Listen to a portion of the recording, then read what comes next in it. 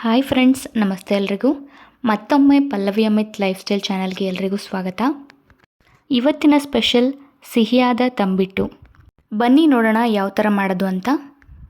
ಮೊದಲಿಗೆ ಹುರಿಗಡಲೆನ ಪೌಡ್ರು ಮಾಡ್ಕೋಬೇಕು. ನಾನಿಲ್ಲಿ ಅರ್ಧ KGಯಷ್ಟು ಹುರಿಗಡಲೆ ತಗೊಂಡಿದ್ದೀನಿ. 1 ಬೌಲಷ್ಟು ಕಡಲೆ ಬೀಜ ಮತ್ತು ಅರ್ಧ KGಯಷ್ಟು ಬೆಲ್ಲ ಬೇಕು.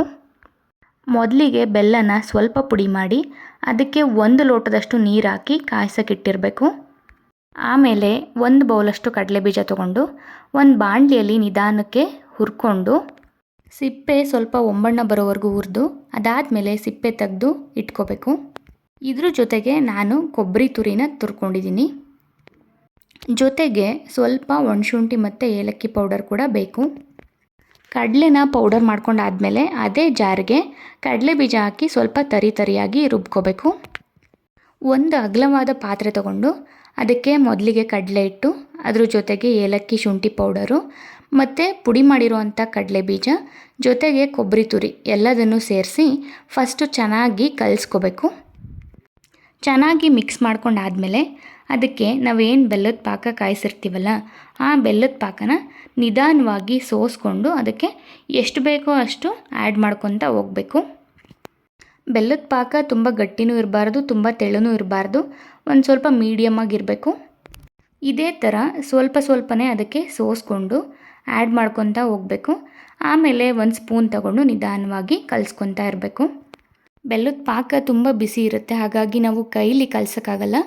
ನಿಧಾನವಾಗಿ ಸ್ಪೂನಲ್ಲಿ ಕಲಿಸ್ಕೊಂಡು ಸ್ವಲ್ಪನೇ ಆ್ಯಡ್ ಮಾಡ್ಕೊತಾ ಹೋಗಬೇಕು.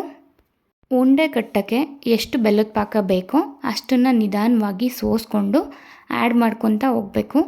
ಯಾವತ್ತೂ ಬೆಲ್ಲ ಕಾಯಿಸಾದ್ಮೇಲೆ ಸೋಸ್ಕೊಂಡು ಯೂಸ್ ಮಾಡಿ, ಬಿಕಾಸ್ ಅದರಲ್ಲಿ ಸ್ವಲ್ಪ ಡಸ್ಟ್ ಇರುತ್ತೆ. ಸ್ವಲ್ಪನೇ ಬೆಲ್ಲದ ಪಾಕ ಆ್ಯಡ್ ಮಾಡ್ಕೊಂಡಾದ್ಮೇಲೆ ಇದೇ ಥರ ಒಂದು ಸ್ಪೂನಲ್ಲಿ ನಿಧಾನವಾಗಿ ಕಲಿಸ್ಕೊತಾ ಹೋಗಬೇಕು. ಮೊದಲಿಗೆ ಕೈಯಲ್ಲಿ ಮಾಡೋಕ್ಕಾಗಲ್ಲ, ತುಂಬ ಬಿಸಿ ಇರುತ್ತೆ. ಹಾಗಾಗಿ ಫಸ್ಟು ಸ್ಪೂನಲ್ಲಿ ಎಷ್ಟಾಗುತ್ತೋ ಅಷ್ಟು ನೀಟಾಗಿ ಕಲಸಿಟ್ಕೋಬೇಕು. ಬೇಕು ಅಂದವರು ಕಾಯಿ ತುರಿನ ಕೂಡ ಯೂಸ್ ಮಾಡ್ಬೋದು. ನಾನಿಲ್ಲಿ ಕೊಬ್ಬರಿ ತುರಿ ಯೂಸ್ ಮಾಡಿದ್ದೀನಿ. ಯಾಕಂತಂದರೆ ತುಂಬ ದಿನ ಇಟ್ಟರೂ ಏನೂ ಆಗಲ್ಲ, ಬಟ್ ಕಾಯಿ ತುರಿ ಹಾಕಿದ್ರೆ ಜಾಸ್ತಿ ದಿನ ಇಡೋಕ್ಕಾಗಲ್ಲ. ಸ್ವಲ್ಪ ತಣ್ಣಗಾದಮೇಲೆ ಕೈಯಲ್ಲೇ ನಿಧಾನವಾಗಿ ನಾದ್ಕೊಂಡು ಉಂಡೆ ಕಟ್ಬೋದು. ಬಿಸಿ ಇದೆ ಅಂತ ತಣ್ಣೀರನ್ನೆಲ್ಲ ಆ್ಯಡ್ ಮಾಡಬಾರ್ದು, ತಂಬಿಟ್ಟು ಜಾಸ್ತಿ ದಿನ ಇಡೋಕ್ಕಾಗಲ್ಲ.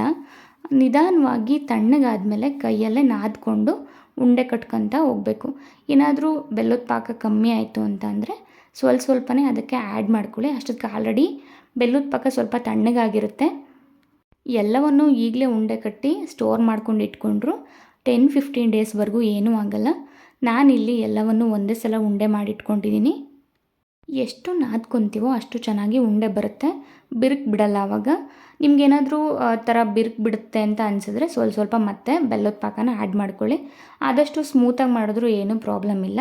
ಈ ಥರ ನಾನು ಯಾವ ಥರ ಉಂಡೆ ಕಟ್ತಿದ್ದೀನಲ್ಲ ಆ ಥರ ನಿಮ್ಗೆ ಎಷ್ಟು ಸೈಜಲ್ಲಿ ಬೇಕೋ ಅಷ್ಟು ಸೈಜಲ್ಲಿ ನಿಧಾನವಾಗಿ ಉಂಡೆನ ಕಟ್ಕೊಂಡು ನೀವು ಎತ್ತಿಟ್ಕೋಬೋದು.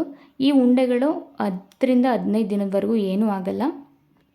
ಶಿವರಾತ್ರಿಗೆ ಎಲ್ಲರೂ ಯೂಶ್ವಲಿ ಅಕ್ಕಿ ತಂಬಿಟ್ಟು ಅಥವಾ ಕಡಲೆ ತಂಬಿಟ್ಟು ಮಾಡ್ತಾರೆ. ನೀವು ಈ ಥರ ಒಂದು ಸಲ ಮಾಡಿ ನೋಡಿ, ತುಂಬ ಚೆನ್ನಾಗಿರುತ್ತೆ. ನಮ್ಮ ಮನೇಲಿ ನಮ್ಮಮ್ಮ ಮಾಡೋ ತಂಬಿಟ್ಟು ಅಂದರೆ ನನಗೆ ತುಂಬ ಇಷ್ಟ.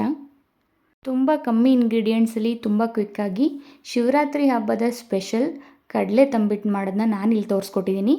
ಯಾರಿಗೆಲ್ಲ ಈ ರೆಸಿಪಿ ಇಷ್ಟ ಆಗಿದೆ ಪ್ಲೀಸ್ ಶೇರ್ ಮಾಡಿ, ಸಬ್ಸ್ಕ್ರೈಬ್ ಮಾಡಿ, ಫಾಲೋ ಮಾಡೋದನ್ನ ಮರಿಬೇಡಿ ಮತ್ತು ಕಮೆಂಟ್ ಮಾಡಿ. Thank you.